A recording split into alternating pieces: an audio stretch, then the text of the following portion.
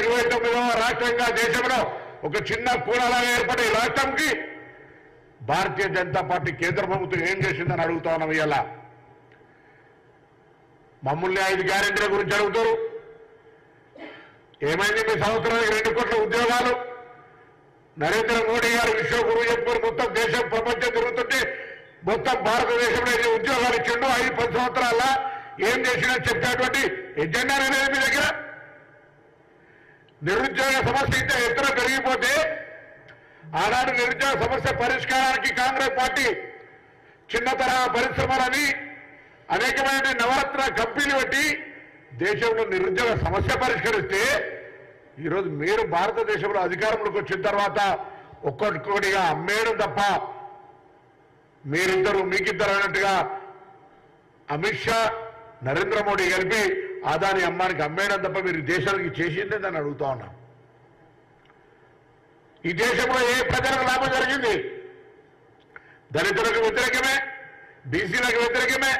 BC కులగణన survey జరగాలంటే దాన్ని తీసుకొని అప్పుడే పెడతారు కేంద్రంలో. మైనార్టీలకు వ్యతిరేకమే. ఆఖరికి రాజపుత్రుల పట్ల కూడా అనుచితంగా మాట్లాడి ఉత్తర భారతం మొత్తం రగులుతా ఉంది. అలా మీరు ఎంతసేపు అధికారాన్ని వినియోగించుకొని నియంతృత్వంగా ప్రభుత్వాలను పడగొట్టాలి, ప్రజాస్వామ్యాన్ని చంపాలి, భారతీయ జనతా పార్టీని వ్యతిరేకిస్తే బీజేపీ అనుబంధ సంస్థలుగా ఈడీ, ఎన్ఫోర్స్మెంట్, సిబిఐలను ఉపయోగించుకొని హరాస్మెంట్ చేయాలి తప్ప మీరు ఈ 10 సంవత్సరాల్లో సాధించింది అని అడుగుతా ఉన్నా. అందుకే ఇవాళ మీరు నరేంద్ర మోడీ గారి ఫోటో పెట్టుకొని ఓట్లు అడుగుతలేరు. ఇంటింట మేమేమో ఎన్నికల కోడ్ గురించి అని మాట్లాడుతున్నాం కాదు. ఇలా శ్రీరాముడు పరిపాలన మానవ సేవే మాధవ సేవ అని రాముడు అనేటువంటి వారు అందరికీ వాడు. కానీ ఇలా మొత్తం రాముడి పేరు మీద అక్షింతలు, రాముడి ఫోటోలు ఇచ్చి ఆ ఫోటో కింద మీరు పెట్టుకుంటారు చూడండి. ఆ హక్కు ఎక్కడిదని అడుగుతాను ఓట్ల రూపం లోపల. నరేంద్ర మోడీ గారు ఏం చేశారో చెప్పి అడగండి. ఓట్లు ఉద్యోగాలు ఎన్నిచ్చి చెప్పిండు అడగండి. తెలంగాణలో ఎంతమందికి ఇల్లు కట్టించిండు అడగండి. తెలంగాణలో ఎంతమందికి రేషన్ కార్డు ఇచ్చిండు అడగండి. తెలంగాణ పేదలకు, వితంతువులకు, వృద్ధాప్యులకు ఎంత ఏమేమి ఇచ్చిండు అడగండి. అవన్నీ మాట్లాడరు. గాలి కబుర్లు, సొల్లు కబుర్లు. ఏమనంటే భావోద్వేగాలను రెచ్చగొట్టి భారత నిర్మాణానికి అవసరం ఉండేటువంటి అంశాన్ని పక్కన పెట్టి భావోద్వేగాలు రాజకీయం చేస్తా ఉన్నారు. మేము భారతదేశ అభివృద్ధి కావాలని కోరుకుంటా ఉన్నాం. రాముడు ఒక్కడి వాడు కాదు. ఆనాడు మహాత్మా గాంధీ గారు చనిపోతే కూడా ఏ రామ్ అనుకుంటే చనిపోయాడు. సబ్కా సమ్మతి ఏ భగవాన్ అనుకుంటూనే ఉన్నారు. ఈరోజు మీరు రాజకీయాల కొరకు వాడుకుంటే అది తప్పు అని చెప్తా ఉన్నాం. అంతేకాదు ఇలా కిషన్ రెడ్డి గారు సికింద్రాబాద్ నియోజకవర్గానికి ఏం చేసిందే? బండి సంజయ్ గారు అడిగితే అసలు మీరు చేనేత కార్మికుల గురించి మాట్లాడతారు. ఇలా చేనేత కార్మికులకు జిఎస్టీ చేయడంతో పాటుగా బున్కర్ యోజన కింద వరకైతే ఇన్సూరెన్స్ రద్దు చేసి నేషనల్ టెక్స్టైల్ సంబంధించినటువంటి వాటన్నిటిని రద్దు చేసి ఇలా చేనేత కార్మికుల జీవితాలు స్వాతంత్రం వచ్చినప్పటి నుంచి అండగా ఉన్న కాంగ్రెస్ పార్టీ విధానాలన్నీ రద్దు చేసి ఇలా వాళ్ళకి అన్యాయం చేసిరు మీరు.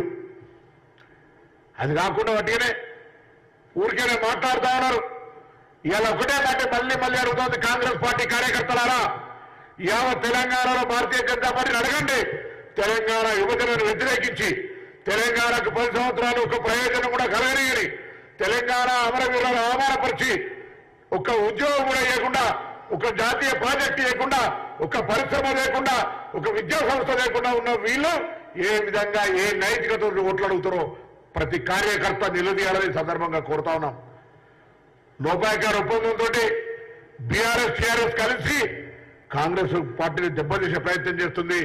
యావత్ తెలంగాణ కాంగ్రెస్ కార్యకర్తలు ఈరోజు తెలంగాణ ప్రభుత్వం 120-130 రోజులైతే మనం అందరం కూడా మహిళలకు ఆర్టీసీ బస్ సౌకర్యం, 500 రూపాయల గ్యాస్ సిలిండర్, 10 లక్షల ఆరోగ్యశ్రీ, 200 యూనిట్ల ఉచిత విద్యుత్, నియోజకవర్గానికి 3500 ఇండ్లు, రేషన్ కార్డులు ఇవి ఇవ్వడమే కాకుండా మేము ఇచ్చిన ప్రతి హామీ అమలు చేస్తామని ధైర్యంగా ఊర్లలో చెప్పండి.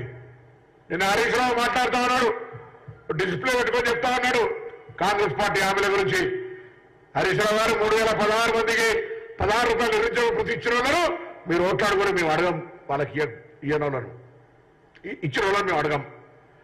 3016 రూపాయల నిరుద్యోగ వృత్తి మీరు ఇచ్చుంటే మీరు వాళ్ళు ఓట్లాడుకోండి, మేము అడగం. మీరు కనుక 3 ఎకరాలు సాగించుంటే మీరు ఓట్లాడుకోండి. మీరు డబల్ బెడ్రూమ్ ఇల్లు ఇచ్చిన వాళ్ళకు మేము అడగం. మీరు మా గురించి చెప్తా ఉన్నారు. 4 నెలలు కానీ 10 ఏళ్ళు పరిపాలించిన మీరు ఒక్కసారి ఇట్లా చూపెడితే 4 ఏళ్ళు మీకు చూపెడితే గుర్తుంచుకోండి. మేము ఇలా కరువు కాంగ్రెస్ తెచ్చిందంటున్నారు. కనీసం జ్ఞానం ఉందా? 10 సంవత్సరాల మంత్రి మేము వచ్చిన తర్వాత ప్రకృతిలో 3 కాలాలు, వర్షాకాలము, చలికాలము, ఎండాకాలం. మేము వచ్చిన తర్వాత వర్షాకాలం రాలే. దయచేసి తెలంగాణ ప్రజలు కూడా అర్థం చేసుకోండి. వర్షాకాలం టీఆర్ఎస్ ప్రభుత్వ అధికారాలు ఉన్నప్పుడే దాటిపోయింది. ఇప్పుడు ఎండాకాలం, మళ్ళీ వర్షాకాలం వస్తుంది. అప్పుడు వర్షాలు పడకపోతే కరువు. అసలు కరువు మీరు కూడా కారణమని అంటలే. ప్రకృతి అనేటువంటిది ప్రకృతి వైపరీత్యం జరిగింది ఇక్కడ. మీరు అధికారంలో ఉన్నప్పుడే వర్షాపాతం తక్కువైంది. నిజంగానే చిత్తశుద్ధి ఉంటే, చేతనైతే మాతో కలిసిరా, కేంద్రంలో కొట్లాడదాం. ఉత్తర భారతదేశంలో ప్రకృతి వైపరీత్యాలకు ఏ విధంగా అయితే రైతులను ఆదుకోవడానికి నష్టపరిహారం ఇచ్చిందో ఆ విధంగా కలిసి కొట్లాడి తెచ్చుకుందాం. నాకు ఇంకొక ఆశ్చర్యకరమైన అనిపిస్తుంది. 25,000 నష్టపరిహారం కేసీఆర్ గారు, కేటీఆర్ గారు, హరీశ్రావు గారు మాట్లాడుతారు. 2500 ఇచ్చారా మీ ముఖానికి? ఎప్పుడన్నా వడగల వారానికి ఇచ్చారా పైసలు? రైతాంగానికి అనేక రకాల నష్టపరిహారం ఎప్పుడు ఇచ్చిండ్రా? నా దగ్గర చొప్పున 2 లక్షల రూపాయల మిర్చి పంట తమ రైతులు ఏడ్చిన కళ్ళలో రక్తం గారింది. ప్రభుత్వాన్ని వేడుకున్నాం. ఉద్యమం చేయవద్దు, అరెస్ట్ చేసిరు, నిరసన పనియలే. ఈ లెక్కల్ని మీరా మాట్లాడేది మా గురించి? ఇలా మేము కట్టుబడి ఉన్నాం, లెక్కలు తీసినాం. ఎక్కడైనా నష్టపోయిందో, ఎక్కడ నీటి ఎక్కడుందో ఇవాళ కూడా ముఖ్యమంత్రి గారు ఆదేశాలు ఇచ్చారు. త్రాగునీటికి సంబంధించి ఎక్కడ సమస్య ఏర్పడ్డా అందుకొరకు ప్రత్యేకంగా 10 మంది పాత సీనియర్ అధికారులను జిల్లాలో ఇన్ఛార్జీలు వేసినాం. ప్రత్యేక నిధులు ఇచ్చాం కలెక్టర్లకు. యావత్ తెలంగాణలో ఏ గ్రామంలో నీటి ఎద్దడి ఉంటే అక్కడుండే కాంగ్రెస్ నాయకులారా వెంటనే స్థానికంగా జిల్లా కలెక్టర్ దృష్టి తీసుకోండి, ఆ సమస్యను పరిష్కారం చేయని కోరుతున్నాం. నేను టీఆర్ఎస్ వాళ్ళని కూడా కోరుతా ఉన్నా. నీటి లభ్యత, త్రాగునీటి, సాగునీటి అంశం మీద రాజకీయం చేసే ప్రయత్నం చేయకు ఈ సీజన్లా. చెప్పండి, ఏ ప్రాజెక్టు నీళ్లుంటే మేము విడుదల చేయదని ఆదేశాలు ఇస్తే వెంటనే మేము దేనికైనా ఒప్పుకుంటాం. ప్రాజెక్టులు నీళ్లున్నాక